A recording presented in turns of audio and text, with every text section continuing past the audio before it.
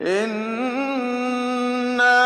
نحن نزلنا الذكر وإنا له لحافظون. Qur'onni haqiqatan biz nozil qildik va cho'qim uni qo'g'daymiz.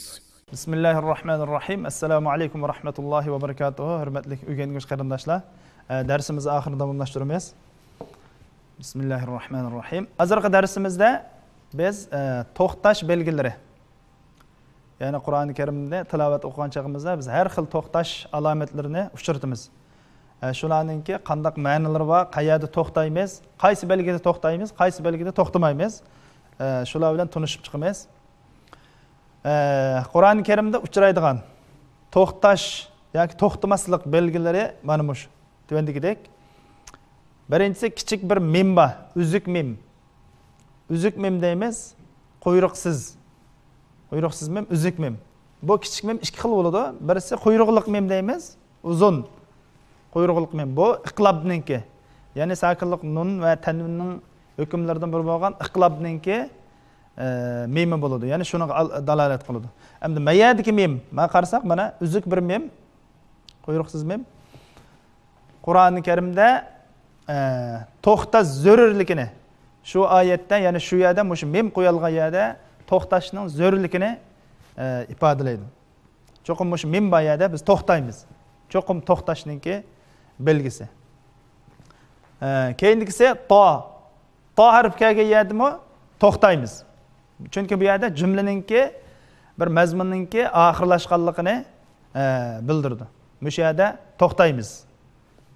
Demak, to kelgan yerdami to'xtaymiz. Unda bo'lsa jim, yana bir alomat jim. Jim kelgan yerda mana jim bu yerda to'xtasimi, to'xtamasin bo'ladi. Buni da qari, ya'ni Qur'on o'quvchi ixtiyor qilsa bo'ladi.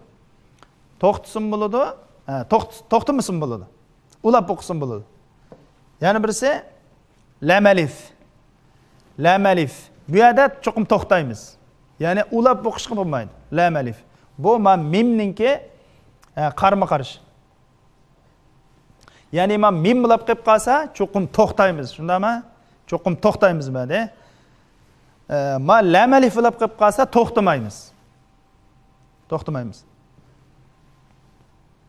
Buni boshqa oxiridagilari, ya'ni mayada bir 3 chikitlik bir alomat bor.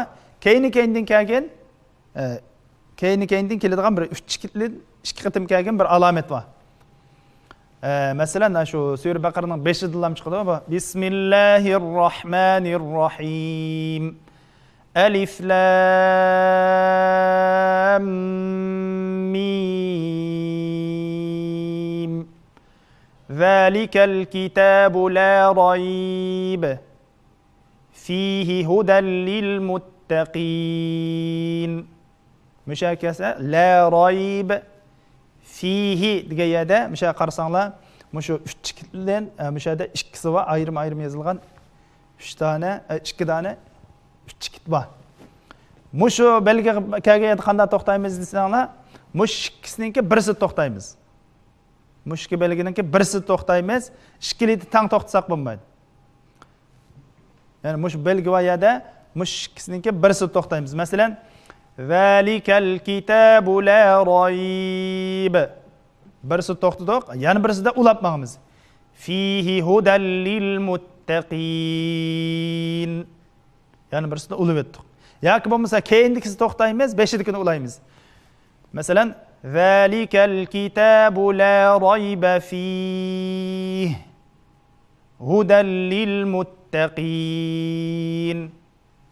Shuningdek, birisida to'xtaymiz, yana birisida ulaymiz. Ya oldidagi to'xtaymiz, keyindikisini ulaymiz, yoki bo'lmasa keyindikisi to'xtaymiz, oldidagini ulabmaymiz. Bu 3 chikitninki mushunda mushunaga dalolat qiladi. Unda bo'lsa mana yana birisi qala.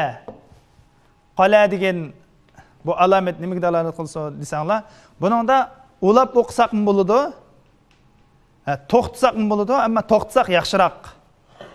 Ulashqimi bo'ladi, to'xtashqimi bo'ladi, to'xtasak yaxshiroq. Mana sala.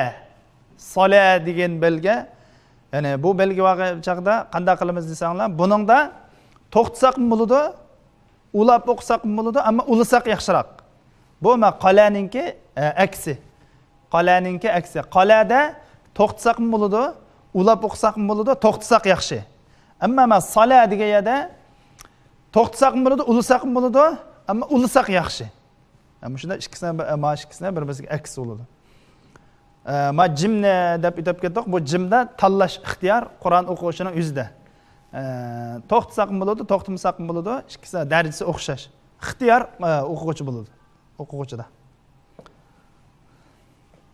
Ma sin alomat kelgan yerdami o'xshashlar. To'xtatsak bo'ladi, ulab o'qisak yaxshiroq. To'xtatsin bo'ladi, ulab o'qisak bo'ladi, ammo ulasak yaxshiroq. To'xtamay ulab o'qisak yaxshiroq bo'ladi. Qur'ondagi to'xtash va boshlash ishoratlari mishada oxirlashdi. Unda bo'lsa, keyingi darslarimizda ko'rishamiz. Assalomu alaykum va rahmatullohi va barakatuh.